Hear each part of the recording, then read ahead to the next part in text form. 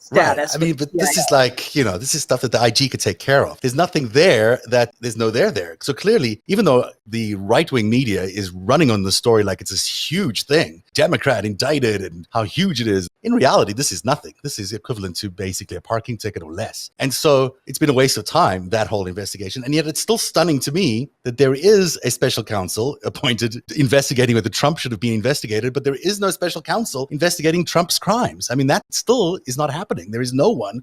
There's no commission on Trump's crimes. There's no special counsel. There's an FBI investigation into Jan 6. We know that. But all the rest of it, it's sort of being forgotten. Mm-hmm. I had always been calling for a special counsel to be appointed to investigate the insurrection, which is connected to COVID, which is connected to the big lie, which is connected to the attempts with Jeffrey Clark to weaponize the Department of Justice to overthrow the 2020 election results. That's all one crime. That's all one scheme. Yeah. That's all one giant RICO thing. Unfortunately, those cases to be prosecuted successfully take years.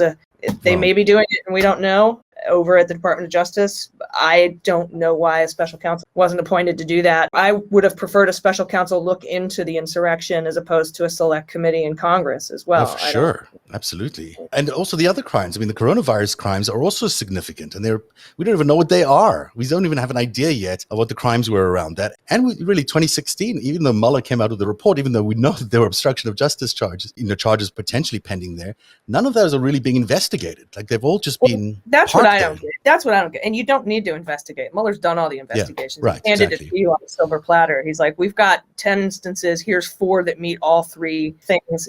And I do not understand why Merrick Garland isn't running with that unless he is also investigating the pardons and the bigger scheme of wrapping that up in the trying to steal the 2020 election, because they are related. I don't see that. But I don't see them doing any of this. I just don't get that vibe out of this kind of Merrick Garland. I get the vibe of I'll do everything else but investigate Russia or Trump Russia. He seems like a nice guy. He's obviously very smart. He means well. He came down from the ivory tower or whatever with his robe and his idealism, and it's just like, I feel like he's the kind of, remember when George H.W. went to the grocery store during the campaign in 88 or whatever it was, and he didn't know how the scanner worked on the, like, that's Merrick Garland. Like, he's so out of fucking touch with how shit is now. Well, then he should be in touch with how to be a judge. And when he rebuked Judge Amy Berman Jackson's decision about the 2019 March Bill Barr memo, where he only allowed, he happily released the first half of it, which was a bombshell, and the media just sort of ignored, but wanted to appeal the second half. And the argument was crap. It was a terrible argument that if he were a judge presiding over, he would laugh out of court. So I don't understand how that went down, again, unless he is somehow, that is still an open and ongoing matter. But he didn't put that in the reasons why he was withholding the FOIA request, because that's called a 7B reason for redacting something that's come out of a FOIA request.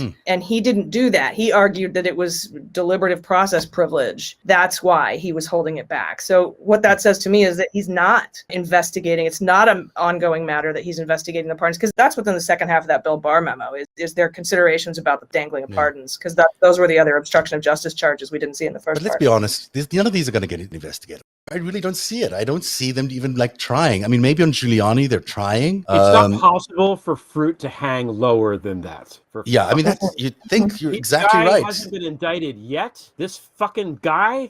They hang lower than Nicki Minaj's cousin's friend's balls. Well done. I'm going to take a break and we'll be back. But, I want to keep talking about some of this and some of the other big stories that happened this week as soon as we return. But first, I got to tell everyone about why are 97% of the chickens served in the US dipped in chlorine? The simple answer is because big food doesn't have the same quality standards as the family farm. That's why you need moinkbox.com. With Moink, you get the highest quality meat you've ever tasted while supporting real family farms. Moink delivers grass-fed and grass-finished beef and lamb, pastured pork and chicken, and wild-caught Alaska salmon directly to your door, helping family farmers become financially independent outside of big agriculture. Their animals are raised outdoors, their fish swim wild in the ocean, and Moink meat is free of antibiotics, hormones, sugar, and all the other junk you find prepackaged in the meat aisle. I love Moink, and I know you will too. Moink meat is so delicious. If you want to get the absolute best quality while supporting the little guy, I recommend you get Moink right now. Join the Moink movement today. Go to moinkbox.com/narrative. That's moinkbox.com/narrative moinkbox.com/narrative, the way we spell narrative, NARATIV. And listeners to this show and viewers get free bacon for a whole year. That's 1 year of the best bacon you'll ever taste, but for a limited time only. Spelled Moink, MOINK, box.com/narrative. That's moinkbox.com/narrative. Okay, now back to you guys. You always avoid the moink thing, Greg. You do a really good job of that, or escape the moink thing. Moink. It's moo and oink together. Moink. Moink. It's very smart, isn't it? You did I'm it. just going to do that throughout the second half of the show. Would you? That would be great. I'd appreciate it. I know. Every like manamana, moink. Yeah. Oh, no! Don't put that in my head. No. You know what's always amazing though, Greg? Your show today, as always, brilliant. The Prevail podcast that comes out every Friday. Really, really impressive stuff. Really good. And remind me again who was on Zarina Zabriskie. Mm-hmm. But also the ads today, or the musical interlude you provided everyone was fantastic. Do you mind if I play a little bit of it? Oh God, it's such. I want to apologize. I usually do a better take, but my house is very loud. And if you listen closely, you can hear my kid having a conversation on the phone in the room. Okay, well, I didn't. And my voice listen for that. I sing better than this. In real all right. But you sing very nicely. Here, let's take a listen. No. Thank you. Leo, the creep, the feds saw creep. Ray, he covers up the crimes. Me, I tell you about Kavanaugh. Follow the money. The SCOTUS is corrupt. Law, there is no rule of law. T, we teach her on the brink. And democracy might die. Leo, the creep, the feds are creep. Ray, he covers up the crimes. Me, I tell you about Kavanaugh. It's really good. It's really Follow the money. Does this loop? Can I just leave it looping? No, please don't. I feel like I'm on Randy Rainbow's corner a little bit, and I'm not worthy. So you were so good. That was really good. Actually, that was really funny, and I laughed out loud when I first heard it. People should check out the podcast on Apple Podcasts or on Spotify, wherever you get yours. The podcast is called Prevail, Prevail, and it's also on your website, which is at gregolear.com. You got it. Thanks, sir. No problem. So, what should we talk about next? I've got so much to talk about. Vaccinations? We can talk about vaccinations, or before we move on, I don't want to keep bringing it back to Ray, but I got distracted when my thing went out. It's a shame about Ray. We've got Down on Vaccination Street. If you want, we can do. I definitely want to talk about vaccinations. No, I want to talk about vaccinations too. Finish up Ray in the meantime. Somebody said this in the chat. Look, all the Trump appointees should be let go. It's really that simple. Anybody that high up that was appointed by Trump has to be let go. The bar is so fucking low, okay? Chris Wray is not like Louis DeJoy, okay? He's not overtly corrupt. And that's the bar. The bar is so low. The fact that he said, oh, no, I don't think it's a witch hunt. I think that there's something to the Russia thing. Like, that's the low bar that we're like, oh, he must be okay. Maybe he's not. Maybe he's just like as good as a guy as Trump could possibly put in there who wouldn't indict him, you know? Mm-hmm. Trump would not put somebody as the director of the FBI unless he thought that director would not go after him. That's what I think. I have no basis of knowing that other than knowing that Trump is a career criminal and has worked with the FBI before. Well, you have a huge basis for thinking that. I mean, that's what he did with Comey, with his word and action. Yeah, exactly. That's what he seeks from his FBI for that directors. Reason alone, it's like, look, I don't care what you did. Maybe you did a good job. Maybe he played Trump to try to get in the door. Whatever. Great. Good for you. Here's your gold watch. Get the fuck out. Can we hire a woman, please? This is the other thing. Somebody tweeted this, and I can't remember who it was, that if Obama had picked Lisa Monaco to run the FBI instead of Comey back in the day, there would be a whole alternate reality to the universe where, because she was there and not Comey, Trump would not have won the election, and 650,000 Americans would still be alive. There's such a normalization of the Trump-Russia thing. I mean, I don't know. But America sort of has accepted, has folded in, has now made it part of our discourse, has made it part of our political landscape that Russia somehow has a role in our politics. And it's now baked in to everything. Because since they did that with Trump, everything has been different. Everything about our political landscape changed the minute Russia helped Trump get elected. We now have a Republican Party that is basically unrecognizable. We have an extreme far right wing, which we never had before. We had complete loss of decorum and following the rules of law or order or anything in our society in terms of politics. I think people are letting Trump and Russia get off too easily. Ultimately, society is saying, we want to move on, or even if it's Mary Garland or whomever trying to say that we want to move on, we can't can't move on because it's still here. It's still present. It's not helping us to try and turn a blind eye. This is not one of those things we can sweep under the carpet any more than we could have swept the Saudis under the carpet for 9/11. And we found out the hard way that was a mistake too. So we shouldn't be doing it. And yet somehow we seem to be continually just keep wanting to move on beyond these things. And it's impossible. It's been that way since like 1776, though, Zev.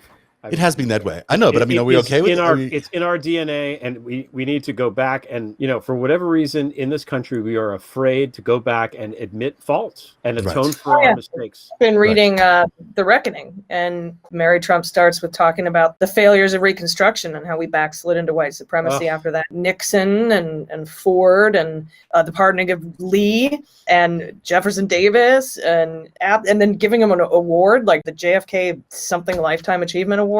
It's just absolutely astounding. And we can't, if we do it again, Obama did it when he refused to go after Bush. And he also did it twice, by the way. He also didn't go after Trump because he could have named a special prosecutor the day after the election, and he did not. It's true. I mean, it's our tendency to forgive, but, we've let them into our system now. They're here. They're powerful. They're doing things all the time. And that's one of the reasons Heidi Cuda is joining us today. Hi, Heidi. Nice to see you again. I haven't seen you in 2 days. Let me get in the box. Yeah, we're in slim little boxes today. There we go. Yeah. Heidi, you and I have been doing a lot of work in the last few weeks about the Russian involvement in January the 6th, which surprised me. I'm not that much surprised me, but at least it surprised me to actually finally find the names of the operatives that were on the ground on January the 6th. People like Charles Bousman, who we reported on in our premiere episode. And there's more news now on Charles Bousman coming out every day. In fact, this is turning out to be quite an interesting story because Charles Bousman obviously did not operate on his own as a Russian agent when he was helping right-wing groups get together for January the 6th. He had associates. He had many of them, apparently. We'll be uncovering them as we move along the story. But something happened with the anonymous hack of Epik, which was a right-wing server farm that most of these right-wing organizations had their websites registered at and were using that to avoid the corporations from stopping them to use their servers. They went to Epik. So tell us a little bit about the anonymous hack, and then how does Bousman fit into it? Because that's really interesting. What's amazing is that I would have been shocked if Bousman didn't use Epik as his service provider. It's really incredible. Everything you guys were just talking about, essentially, the feral children of Anonymous have grown up to become middle-aged men, and many of them are trying to do good. So the things that we are frustrated about, the inaction we're seeing in the way that the right-wing shenanigans have been able to kind of explode up from the underground is because they were able to anonymize all this stuff. Mm-hmm. So Anonymous said they were going to go in and mess with Texas. They did. They hacked the TexasGOP.org site, which guess who the server was? It's Epik. Right. Epik is run by a CEO named Rob Monster. Apparently, he was not his real name. Apparently, he was. Tell me it's not his real name. Is it his real name? Only David Pecker is better named. Oh man. Just before I continue, I want to say I've been investigating so long that I knew when Greg opened about the tragedy of his family, it was going to get to balls. Balls permeate. Balls everywhere. There's a theme. There's like Pecker, balls. So Monster, he's Dutch American, I believe. We could do this all day. Yeah, you can't make up. He himself called himself the Lex Luthor of the internet. So maybe jokingly, but the bottom line is you can't really make these characters up. It's like Roger Stone. Could you really make that guy up? No. Can't make him up, no. What Anonymous did, like I said, they're growing up. I just want to make sure I'm not a mathematician, so I want to get the numbers right. They dumped 180 gigabytes of data that basically went back a decade. And according to my friends who are mathematicians, that's about 189 million pages. So if Bousman, our guy who was putting out pro-Kremlin propaganda just in time for the midterms in Pennsylvania, wasn't using Epik as a provider, that would have been weird. Just to give you guys an idea, at one time or another, Epik was providing services for Gab, Parler, InfoWars, Daily Stormer for a little while. It's Facebook's top 10 sites right there. some of the are they out of Florida? Well, I don't know. I don't remember. I'd be willing to bet my cousin's friend's balls that they're located in Florida.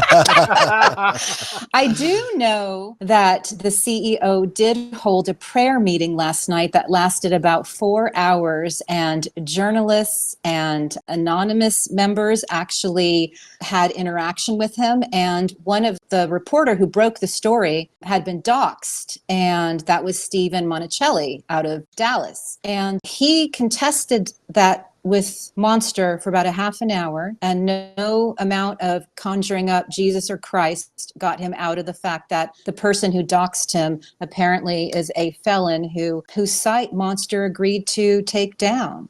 So there was a real victory that occurred in all of this yesterday. But boy, and it's a sidebar. Thank you. I believe that basically Anonymous is smashing the online fascist community, as my friends Josh and Sean, who was on the show the other day, they're really helping root out some of the weeds, and a lot of people are being outed. And I'm going to guess there's going to be a lot of neo-Nazis or undercover neo-Nazis in the breadline in coming weeks, because it's really important, because the neo-Nazi thing is, of course, brings us back to Bousman. Bousman's other claim to fame, other than launching the websites Russia Insider, Russian Faith, he also had this nationaljustice.com. Nationaljustice.com is the website of basically the neo-Nazi party of America, which Russia apparently now, because they are Russian assets, or he's a Russian agent, was obviously involved in pushing. There is now a National Justice Party, which was also launched at Bousman's farm in Pennsylvania. Now, why the Russians are doing it, you can use your imagination. They just want to create polarization and division in America. But now, interesting that we have him on the Epik servers, because that does mean that he's knowingly, at least, hanging out with all the right-wing crowd, and the Russians are there too, because he's a Russian agent by all accounts. It's sure is that the Russians and the right-wing, which is not news to any of us here, but at least there's some proof in this, that they're at least operating on the same servers. And the farm that Bousman had, and the barn that he has in Pennsylvania, it turns out is actually a real meeting place for a lot of the right-wing activity, a lot of the Oath Keepers, the Sean Moonies, the National Justice Party, but all these other militia groups all met there along the way onto January the 6th. This story is just beginning to happen. Yeah. And one thing I want to say to Allison is I just remembered where Monster is. He's up in the Washington area, in a really beautiful area. And there's other tech companies up in the Washington area. Yeah. Okay. That also tracks too. But Bousman's farm, like, wow. It's going to be really interesting. I have Raspberry Beret in my head, and we're going to go down to Old Man Bousman's farm. Yeah, but it's going to be interesting to see what happens there. I mean, that looked to me like he has no need to have a barn, by the way, especially a barn like that, like secluded. It's like a giant forest on the one side. You could hide an army in there. There's four neighbors. Maybe he owns the place in Montana where they took all the Arizona ballots. I mean, it could be. It could be.